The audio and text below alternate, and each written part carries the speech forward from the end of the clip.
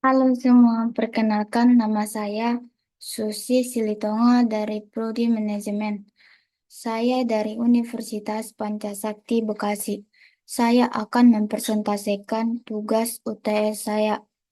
Topik pembahasan yang saya akan presentasikan tentang hukum penanaman modal dari makul aspek hukum dan bisnis. Kita mulai dari pendahuluan. Melalui sistem hukum dan peraturan hukum yang dapat memberikan perlindungan akan terciptanya kepastian atau predictability, keadilan atau fairness, dan efisien atau efisiensi bagi pihak penanaman modal. Hukum merupakan faktor yang sangat penting dalam kaitannya dengan kegiatan penanaman modal.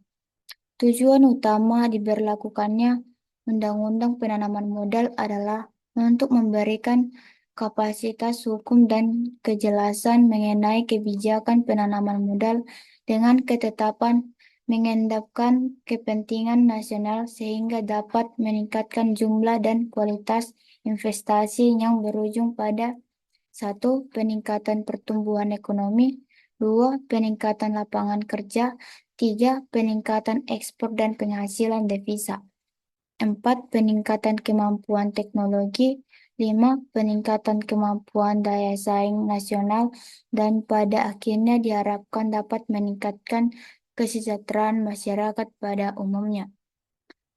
Selanjutnya, B. Penanaman modal.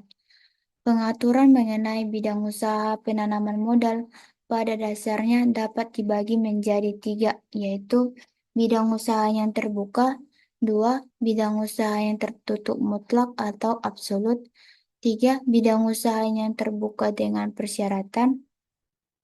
Bentuk kerjasama penanaman modal yaitu satu, joint venture, dua, joint experience, tiga, kontrak karya, empat, kontrak production sharing. Selanjutnya ada C, penanaman modal asing.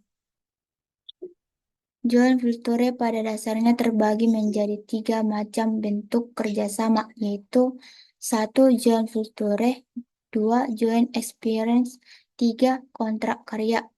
Bentuk-bentuk penanaman modal tersebut antara lain production sharing atau management con atau channel assistant atau channel service contract, prices and build use agreement, dan build operation dan transfer atau BOT serta DICS rupiah. Dalam rangka penanaman modal asing di Indonesia, apabila dilihat dari jangka waktu kerjasama dalam praktek menunjukkan adanya dua macam kerjasama, yaitu satu, kerjasama sementara, yaitu suatu macam bentuk joint venture dalam arti kontraktual. Dua, kerjasama permanen, yaitu suatu macam bentuk kerjasama dalam arti joint experience. Selanjutnya, D.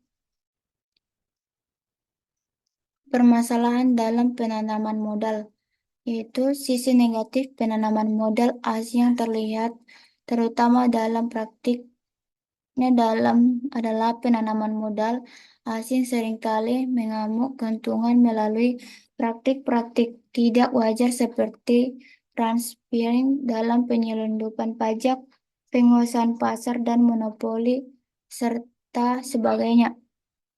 Permasalahan lain juga terlihat dalam berkaitan dengan perbedaan sistem hukum seperti halnya penanaman modal asing yang dapat menganut sistem hukum Alogan atau SOC atau Sanyam Law dengan sistem hukum Indonesia yang menganut sistem Eropa kontinental sehingga penanaman modal baik asing maupun nasional harus memahami mengenai hal ini. Belum lagi mengenai chain of law atau pilihan hukum yang mendasari perjanjian kerja sama apabila terjadi sengketa. Selanjutnya ada saksi dalam penyelenggaraan penanaman modal. Menurut ketentuan pasal 33 dan pasal 34 Undang-Undang Nomor 25 Tahun 2007 tentang penanaman modal mengatur mengenai saksi dalam penyelenggaraan penanaman modal yang meliputi saksi berupa: satu, saksi pembatalan perjanjian; dua, saksi pembatalan kontrak kerjasama; tiga, saksi administratif; empat, saksi pidana. Ketentuan saksi pidana dapat ditentukan secara tegas dalam Undang-Undang Penanaman Modal tersebut, namun secara penafsiran dapat diperoleh suatu kondisi di mana saksi pidana dapat dijatuhkan. Selanjutnya ada F. Penyelesaian sengketa penanaman modal. Ketentuan pasal 32 Undang-Undang Nomor 25 Tahun 2007 tentang penanaman modal mengatur tentang penyelesaian sengketa apabila terjadi sengketa di bidang penanaman modal antara pemerintah dengan penanaman modal. Penyelesaian sengketa antara pemerintah dengan penanam modal dilakukan melalui cara musyawarah atau mufakat dan mufakat. Satu, arbitrer; dan dua, pengadilan; tiga, ADR; empat, khusus untuk sengketa antara pemerintah dengan penanaman modal dalam negeri. Sengketa diselesaikan melalui arbitrase atau melalui pengadilan.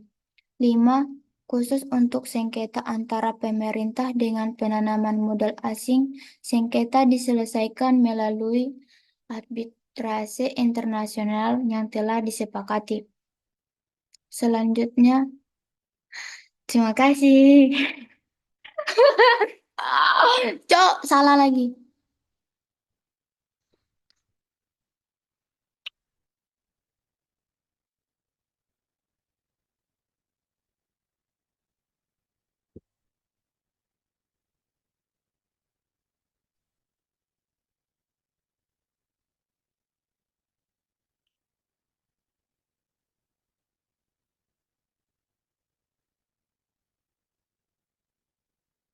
Oke, terima kasih. Sekian dari persentase saya. Jika ada kesalahan pengucapan, saya tolong dimaklumin. Sekian dan terima kasih.